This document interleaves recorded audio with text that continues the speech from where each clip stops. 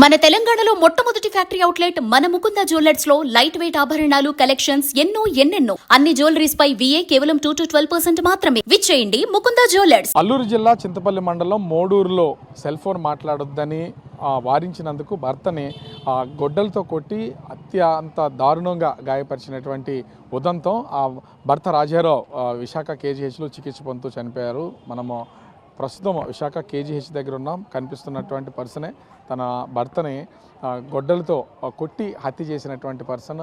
ముఖ్యంగా చూస్తే కుటుంబాల్లో ఇప్పుడు సెల్ ఫోన్ అనేది ఒక చిచ్చు పెడుతుంది.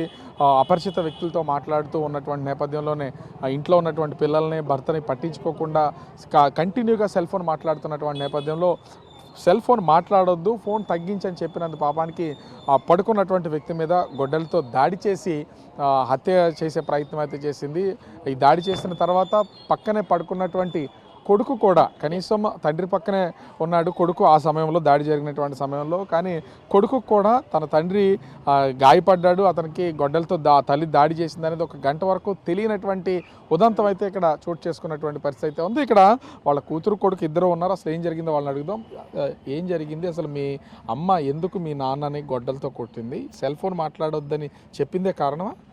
అవును సార్. అసలు ఏం జరిగింది? మాకు కూడా తెలియదు సార్. అంటే 3 గంటల టైంలో అది తమ్ముడు వచ్చి నాకు చెప్పాడు. వచ్చి చూస్తేనేమో బ్లడ్ అలా పడిపోయి ఉన్నాడు. అంటే మీ అమ్మ నాన్నకి ఇద్దరికి మధ్యన గొడవలు జరుగుతూ ఉంటాయి. దేని గురించి జరుగుతుంది గొడవలు? దేని గురించి అంటే అమ్మ ఫోన్ మాట్లాడడం, దాని గురించి చెప్తేనేమో సార్ మళ్ళీ అవి ఎందుకులే అనేసి మేము కామగున్నాము. అడిగినప్పుడల్లా మాకు కూడా తిడుతూ ఉంటుంది. తర్వాత సరేలేని మీ నాన్నతో పాటు మీరు కూడా అడిగారు అసలు ఈ ఫోన్ ఎందుకు మాట్లాడుతున్నావు వద్దు అని చెప్పి మీరు కూడా అడిగారు? అడిగినా కూడా వినలేదా ఎప్పుడు? మేము ఇద్దరు అడిగినప్పుడు కూడా చెప్పలేదు, నాన్న అడిగినప్పుడు కూడా చెప్పలేదు. అలాగా వేసి డిస్కషన్ అవుతుంది. అని అంటే అసలు చంపేసి అంత అవసరం ఉందా అసలు? ఎందుకు అసలు ఇలా చేసింది? ఈవేళ మీరు కూడా ఒక విధంగా చెప్పాలంటే మీరిద్దరు, మీకు కూడా ఇంకెవరైనా ఉన్నారా అక్క చెల్లెళ్ళు? చెల్లి ఒకటి ఉంది. స్కూల్లో 6th క్లాస్ వంగసార స్కూల్. వీడు నా తర్వాత. ఇప్పుడు నువ్వు చూసావా, నువ్వు మీ నాన్న ఇద్దరు ఒకే చోట పడుకుని ఉన్నారా ఆ టైంలో? ఇది జరిగినప్పుడు ఏం జరిగింది అసలు? అంటే నేను పడుకుంటున్నప్పుడు గోల చేయకుండా కొట్టేసింది. తర్వాత లెగ్స్ చూడండి సార్, నాన్నకి ఈ ముక్కు చెవుకసి మొత్తం బ్లేడ్ కారుతుండేది.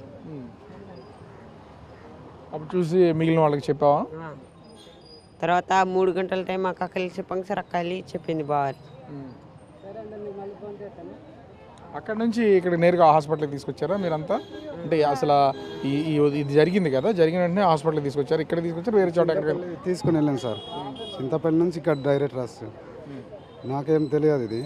అంతే నేను కొద్దిగా బయటలో పడుకుంటున్నాను కదా, మా ఫ్యామిలీ తోటి నాకు తెలియదు. వీడు చూసిండే వచ్చు. అంటే ఇప్పుడు రాజారావు కానీ ఆమె భర్త కానీ, అదే రాజారావు భార్య కానీ వీళ్ళు అస్తమానం గొడవలు పడుతూనే ఉంటారా? అసలు ఈ గొడవలు దేని గురించి జరుగుతున్నాయి? సెల్ ఫోన్ అయినా వేరే ఎవరితో మాట్లాడడం అనేది? ఏం సార్ అది నాకు తెలియదు, కానీ రోజు గొడవలు అవుతుంటారు. చెప్పాను, వినలేదు.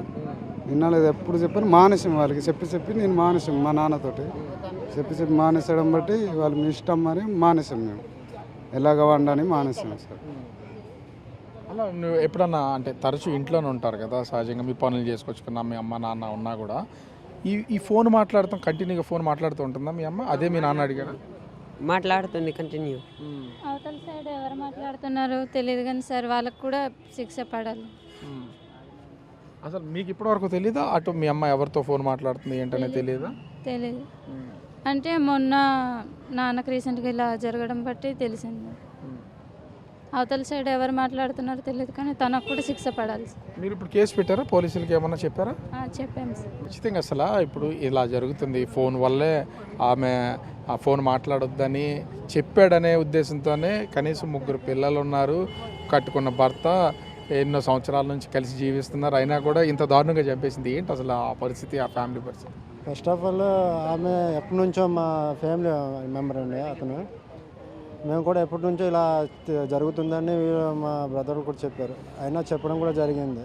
అయినా ఆమె మారడం లేదు. బట్ ఏంటంటే ఇప్పుడు అతన్ని ఎవరు వెతుకుంటూ పట్టి అతన్ని కూడా శిక్షించాలని మేము ఒకటే డిమాండ్ చేస్తున్నామండి. ప్రస్తుతానికి అయితే 3 పిల్లలు అన్నదల ఇంకా చూసేవారు లేరు. అతని పెద్దనాన్న ఉన్నారంటే అతను ఇంకా అమ్మాయి కూడా ఉన్నాయి. అతను కూడా ఏం చేసే రకంగా లేదు. దయచేసి అతన్ని కూడా పట్టుకొని శిక్షించాలని కోరుకుంటామండి. ఓవరాల్గా చూస్తే ఇక్కడ కనిపిస్తున్నటువంటి సంఘటన పిల్లలు పెద్దవాళ్ళైనా కూడా ఇద్దరు మొత్తం వీళ్ళిద్దరికి తోడు 6వ తరగతి చదువుతున్నటువంటి ఒక చిన్న పాప మొత్తం వీళ్ళందరూ కూడా ఇప్పుడు అనాథలుగా మారిపోయారు. అపరిచిత వ్యక్తితో ఎవరితో ఫోన్ మాట్లాడుతున్నా అనేది ఇప్పటివరకు తెలియదు. ఎందుకు కంటిన్యూగా ఫోన్ మాట్లాడుతున్నావు, ఎవరితో మాట్లాడుతున్నావు, మాట్లాడడం తగ్గించు, నువ్వు ఎక్కువగా ఫోన్ మాట్లాడద్దని చెప్పిన దానికి కోపగించుకున్నటువంటి ఆ మహిళ ఆ భర్త కట్టుకున్న భర్తని అంటే ఒక మంచం మీద కొడుకుతో కలిసి పడుకున్నటువంటి సమయంలోనే ఎట్లాంటి సౌండ్ కూడా బయటికి రాకుండా అతన్ని గొడ్డలతో దాడి చేసి హత్య చేసే ప్రయత్నం అయితే చేసింది. హాస్పిటల్కి తీసుకెళ్ళిన అంటే మెరుగైన వైద్యానికి వైజాగ్ తరలించమండడంతో అతన్ని వైజాగ్ అయితే తీసుకొచ్చారు. తీసుకొచ్చిన తర్వాత ఆ చికిత్స పొందుతూ అయితే రాజారావు మృతి చెందారు. దీంతో పిల్లలు మొత్తం కూడా అనాథలుగా మారినటువంటి పరిస్థితి అయితే ఉంది. తన తల్లి ఎవరితో మాట్లాడుతుంది అనేది మాకు తెలియదు, తండ్రికి కూడా తెలియదు. అడిగినందుకు హత్య చేసింది. అవతల వ్యక్తి ఎవరితో అయితే ఫోన్ మాట్లాడుతుందో మా అమ్మ, అతన్ని కూడా కఠినంగా శిక్షించాలి. అతను ఎవరో అతని మీద పోలీసులు పట్టుకోవాలి, అతను శిక్షించాలని పిల్లలు అయితే డిమాండ్ చేస్తున్నారు. ముఖ్యంగా చూస్తే ఎందుకంటే ఏం జరుగుతుందో తెలియదు. కుటుంబం సవ్యంగా ఉండాలంటే మరో వ్యక్తి ఎంట్రీ అనేది ఖచ్చితంగా ఉండకూడదు. ఇక్కడ జరిగినటువంటి దాన్ని ఎవరితోనో ఒక పరిచయాన్ని ఏర్పాటు చేసుకుని ఆ పరిచయం వల్ల కడుపును పుట్టిన పిల్లల్ని పెంచుతున్నటువంటి భర్తని అందరినీ పక్కన పెట్టేసి కంటిన్యూగా ఫోన్ మాట్లాడుతున్నటువంటి పరిస్థితి ఉంది. ఆ ఫోన్ మాట్లాడొద్దన్నందుకే ఇవాళ హత్య చేసి ఇప్పుడు ఆమె జైలు పాలవుతుంది. పిల్లలు అనాథగా మారిపోతున్నటువంటి పరిస్థితి ఇక్కడ స్పష్టంగా కనిపిస్తుంది. కెమెరామెన్ అజయ్తో రాజు, బిగ్ టీవీ, విశాఖపట్నం.